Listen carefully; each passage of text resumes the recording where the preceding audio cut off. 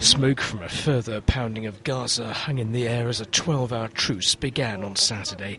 It's a brief humanitarian break in the fighting after Israel and Palestinian militant groups agreed to appeals by the UN. Gaza's health ministry said 18 Palestinians from a single family were killed when an Israeli tank shell hit their house shortly before the truce began. The deaths brought the number of Palestinians killed since the start of the conflict to 881, most of them civilians. Israel said 37 of its troops and 3 civilians have died in the same period. Despite the short truce, Israel said it would continue in its search for tunnels used by the militants. The military says it's found 23 since the Gaza offensive began on July the 8th, and 6 have so far been destroyed.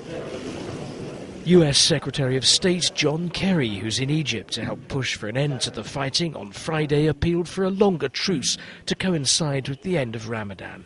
At this moment, we are working towards a brief 7 days of peace.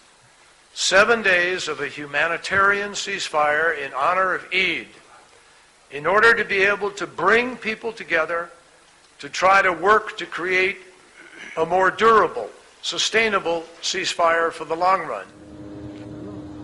The search for a breakthrough was due to continue on Saturday in Paris, involving diplomats from the US, Britain, Germany, Italy, the European Union, Turkey and Qatar.